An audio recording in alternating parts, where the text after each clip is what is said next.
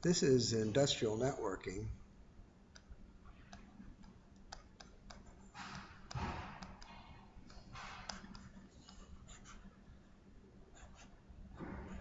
And we're discussing the EtherNet Project 1.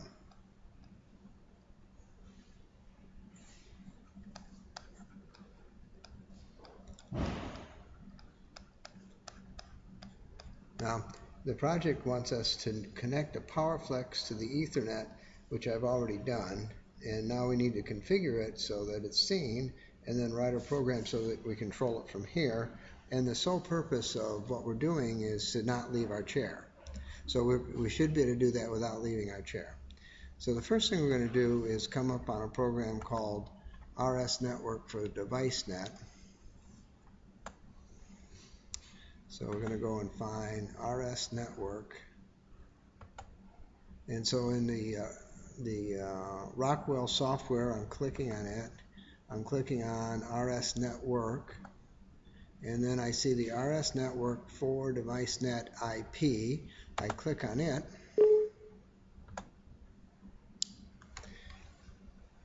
And should be there shortly. There I am. And I'm going to hit new because I don't want to be have anything there yet, because you don't have anything there yet. Okay, so now I'm there, and I'm going to click on the 3 boxes, which is going to bring me online. And I'm looking for the EtherNet card, and I see the EtherNet card right there, 0.55. And how come I don't get an OK? Oh, there we go. There's my EtherNet card, and I'm still not getting an OK.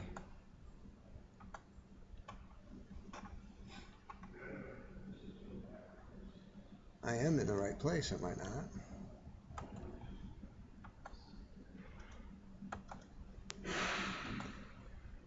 Interesting.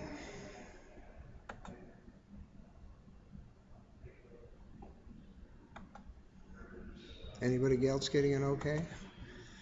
All right, I'm there. There, now I got an OK. All right, no problem. Click on the top Ethernet. We want the whole Ethernet. All right. So now we're going to go find these guys. And now I've got my processor, and I have the 3 cards that are in the processor. I'm going to go to network, upload from network, and that's going to load all the information in from my processor.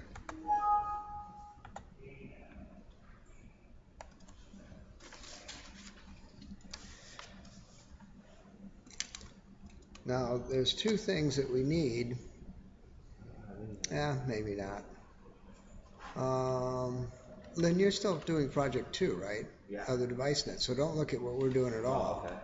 What we're doing is completely different than what you're doing. All right. Okay, so now we're going to look at the EtherNet card, which is sitting in slot 1, and we're going to write down its IP address, and that's 192.168.10.55. Now we could go up and we could look on the machine and see it tells us what it is up there too, but we're doing this without leaving our chair.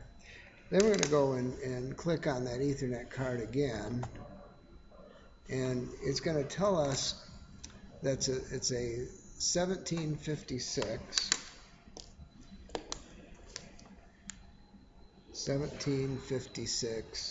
ENBT/A, and that it's Rev 2.004. Okay, so we're going to write that down someplace. 1756 ENBT/A Rev 2.004. Now the only other way to get that information is to turn off the processor and yank the card.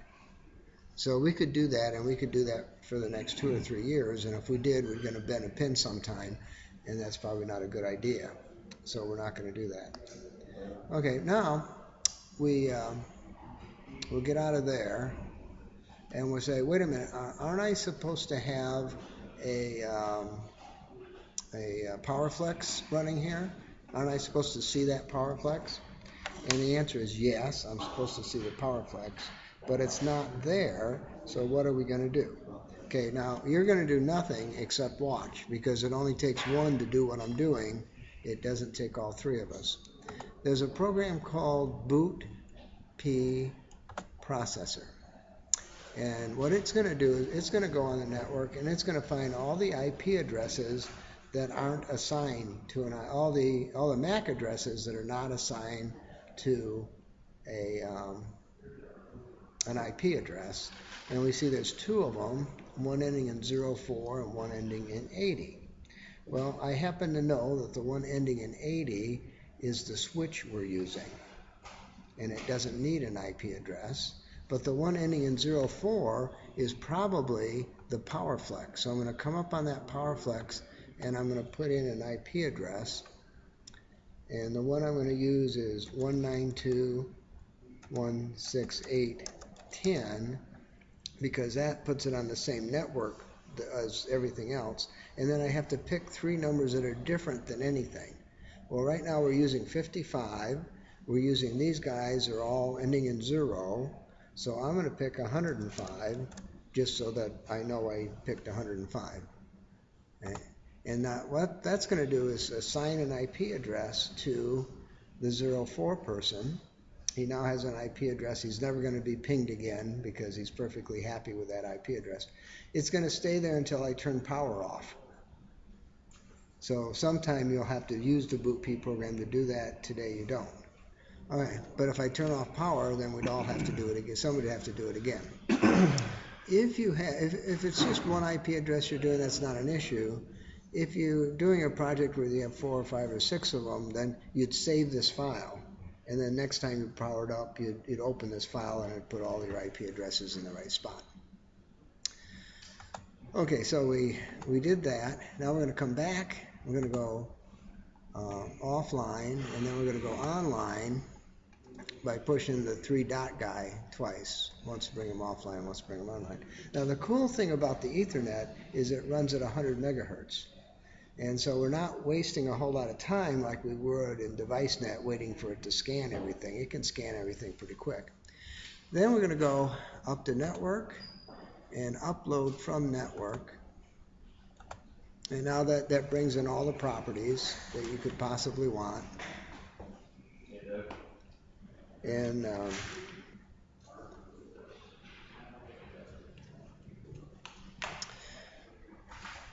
okay, from here I'm going to go and I'm going to look at the PowerFlex, and I see I need to know something about the PowerFlex.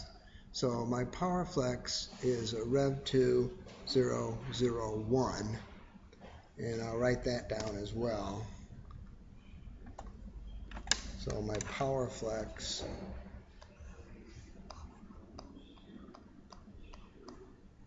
is a Rev 2.001, which is also something I'm going to need pretty soon. Okay, now with that, I wonder why I can't mess with the properties. Oh, there we go. I can mess with the properties of this guy. No, I can't. I thought I could change his parameters online, but it looks like I'm not going to be able to do that. Okay, now, once we've done those things, the only reason we use the RS network program for IP was to get the information from the network we wanted. If we already knew that, we wouldn't have to use it at all. Okay, so now we're going to get rid of it, boom, altogether, and we're going to come up in. Okay, now we're going to come up in the RSLogix 5000 program.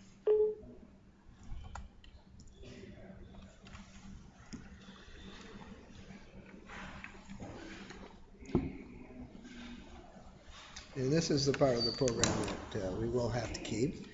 And we'll hit the new icon. And we have a 1756 L61 processor. That's true. We have a Rev 19. And I'm now going to slow down because some of you aren't in 5000 yet. So I'll wait for you to catch up. Yes. Can I get that copy of that? I don't have it. Command faulted. Command forward. And command forward again.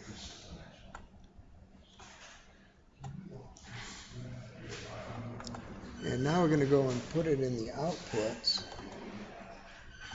So I'm going to get rid of the program guys, and I'm going to look at output, stop. I'm going to look at output, start. I'm going to look at output, clear fault.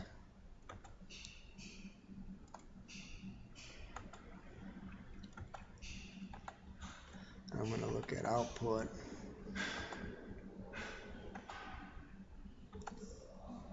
forward. And I'm going to look at output,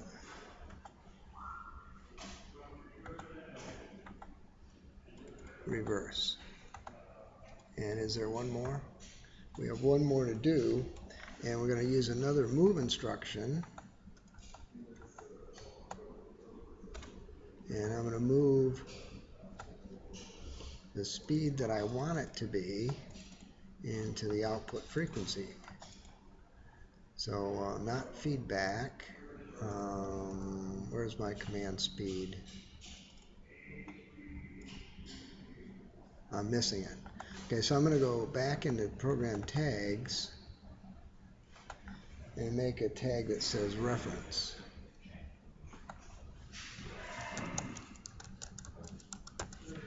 Which is the speed I want.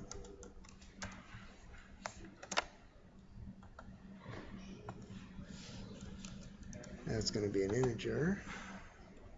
Back into the main routine.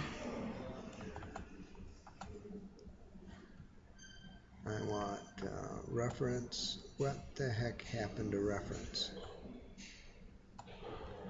Back into the program tags. There it is. I see it. Plain as day. Why don't I see it over here?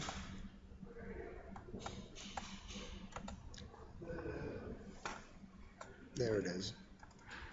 Stubborn thing. Then I'm going to go get rid of the program tags, look at the output, find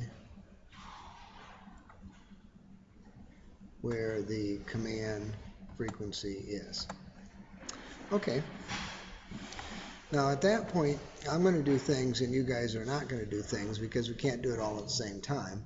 So those that are doing DeviceNet projects right now, are you in the process of loading?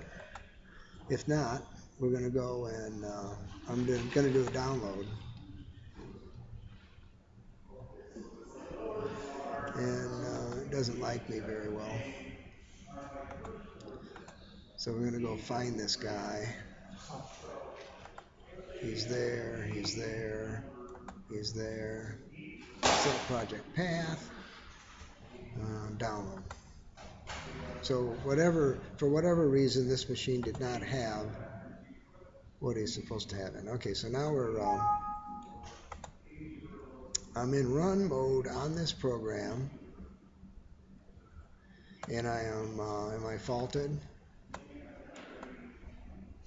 I'm not faulted. All right, if you say I'm not faulted, I must not be. I'm now going to go in back to the program tags and put a 600 into reference so that I have some speed. And then when I hit the start command, I should start. And I didn't start. Why did I not start? Bummer. back to the main routine. My drive is not ready. So that's a problem. So now we have to go figure out why drive isn't ready. And it's so give me 30 seconds here to find out why my drive isn't ready. Okay, you see the caution that I got? I got a caution thing down here in the bottom on my PowerFlex. So there's something wrong with my PowerFlex. And I wonder what it is.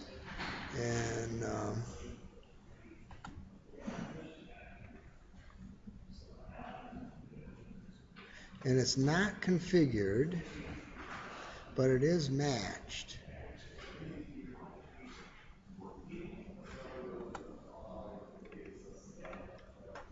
We probably need a subnet mask. I'm going to come offline, and I'm going to come back in. I'm going to come back in the port configuration and put a 255, 255, 255. It's giving me a rundown how to do it. And I'm going to do a download and see if I can get that error to go away.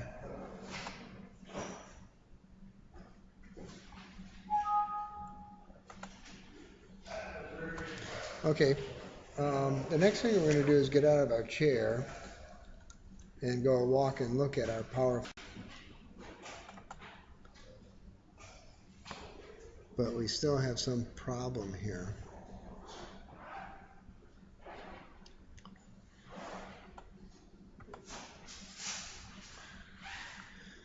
Connection request error. Connection type multicast unicast not supported. Okay. Come offline.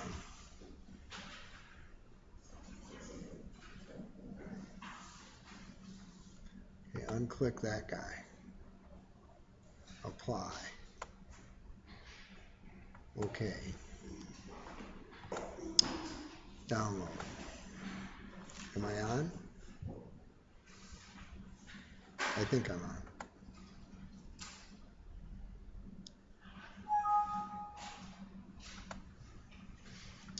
Okay, so I'm back in run mode. That's fine. I'm ready. I'm not faulted. I'm going to do a command start, but I'm not. And the processor came on, but I've lost my 600 sitting there. Okay, so now I'm coming up in speed, and I get to 60 hertz. I'm going to hit the reverse button. Oh, I am going in reverse. Toggle forward reverse. Toggle, you stupid machine.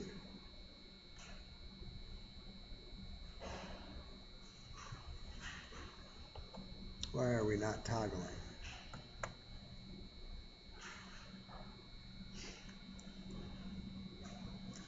Okay. Oh. Yeah, I should be able to toggle that. I'm using drive forward here when I'm supposed to be using drive command forward. Come offline. Drive. There is no drive command forward. You're down. Yeah. I don't see any drive command forward. Okay, so I'm back to here, there, drive, command, forward, Boolean.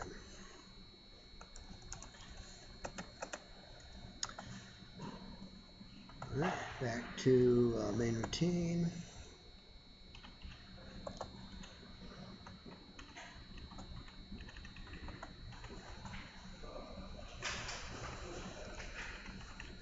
Drive, command, forward. Much better.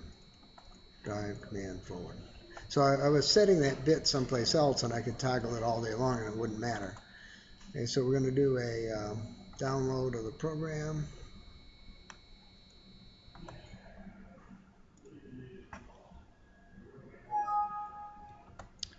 Which should fault the processor, but it doesn't. And I still don't understand why it's not faulting the processor, but we'll accept that it's not. And my reference, we want to be back up at 600. And now we'll turn the processor on, start.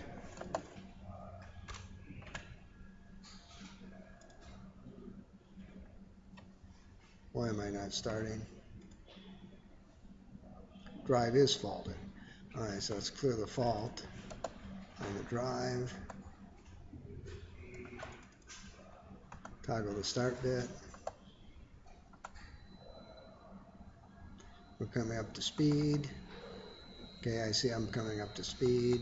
I'm going to go reverse. I'm going reverse. I'm done. I'm done with this particular lab. So I'm going to file. I'm going to save it as under my name, Doug.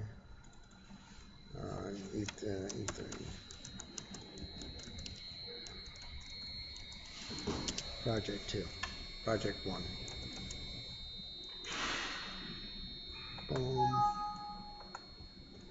And I'm going to come offline and turn off my machine. And Tony, you do it next. Download your file, make it work.